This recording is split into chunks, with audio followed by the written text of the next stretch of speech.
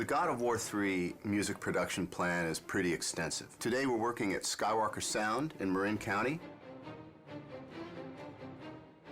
We're working with the San Francisco-based musicians from the San Francisco Symphony, the San Francisco Opera, who are phenomenal. We're really fortunate to be working with legendary engineer Leslie Ann Jones.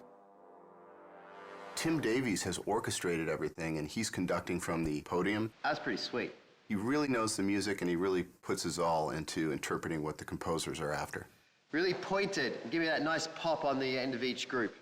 Here it is.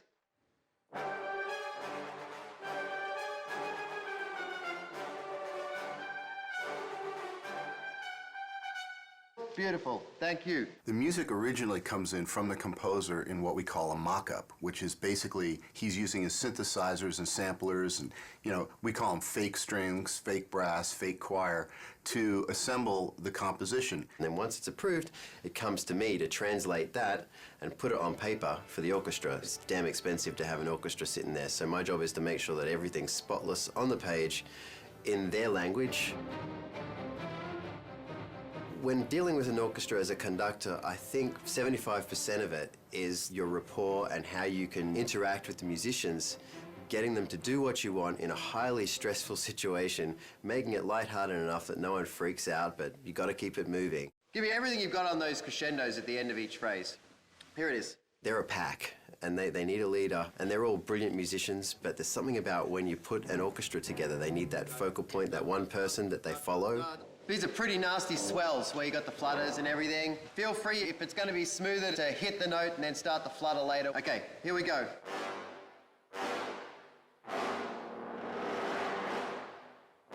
They can smell when you walk into the room if you can do it and if they're going to go with you. I've been lucky that, they like me, and I've been here a lot to the ranch to conduct. And, it works really well, and they're a great orchestra.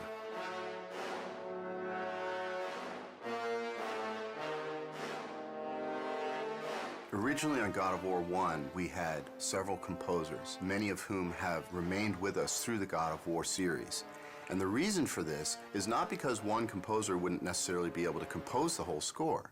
It's because the variety that their different styles bring to the table is actually a tremendous advantage. Why are there 5 composers on this collection? Well, that's a question for somebody else who did the hiring, because I'm sure that any one of us would be quite happy to bump the other ones off and do it all by ourselves. And a different alternate to that answer is the reason being is because each one of us actually have a very strong voice in how we write and approach music. But generally speaking, we don't clash in styles, and therefore what ends up happening is a happy salad of the different styles that we all bring to the game, but essentially we actually work very well together as a team. Sitting with Stig and sitting with the whole Sony crew who have they have this thing in their minds called God of War. It's an entire world. It goes beyond just characters. It's a whole, they know how they want everybody, they want the players to feel. I think what ties my music and your music and everybody else's music in is the fact that the great people at Sony, from Stig and down, is they know when it's wrong and they know when it's right. And even though we haven't heard each other's music, it ties together amazingly just because it's run through this filter, and the filter is God of War. Right. One of the great things about scoring for video games as opposed to film is that there's a tremendous amount of freedom. I'm not constrained whatsoever by any convention at all, because I think a video game is not a film. And since we're not restrained by anything that's happening at any particular point in time, it's quite a free world to actually envision what you want to write and see it through to the end. The music actually is not only on a par with film, but in some ways surpasses most films. There's almost a requirement, certainly an expectation, that there be experimentation and innovation in video games, that the music is somehow striving to do something new and something really fresh and powerful, which isn't always the case in film. When it comes to raw power, I mean, this actually goes to another level than most films. Oh, yeah. Yeah, we have to write music that must exist and take care of the atmosphere that you're in and add to the intensity of the battles that you're in. It's kind of carte blanche. We get to write these amazing sounding scores and have it backed by 40+ piece string section, 20+ piece brass sections. The sky's the limit.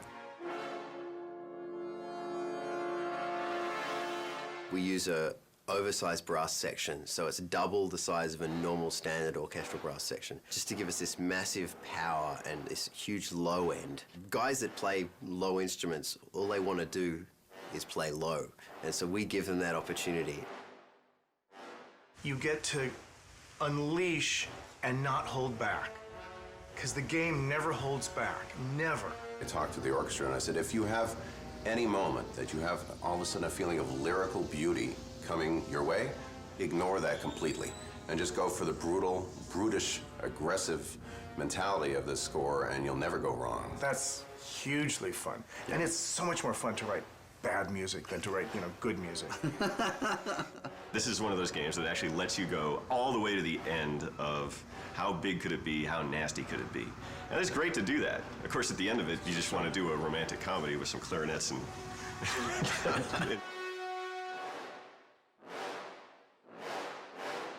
That was really good. At least as composers, we're being hired to do what we do, which is write melodic material, aggressive, edgy material that people remember. Think about when we went to go see your favorite movie as a kid, and you walk out humming the theme, and you want to buy the soundtrack because it's such a great part of the experience, and that's what we're trying to do. Is to get people to buy the soundtrack to Godzilla 3. Yeah, I forgot. Good point. We did just go down to the studio, and we saw where the game's at, and the game, as you probably have just played through to unlock this video, is amazing.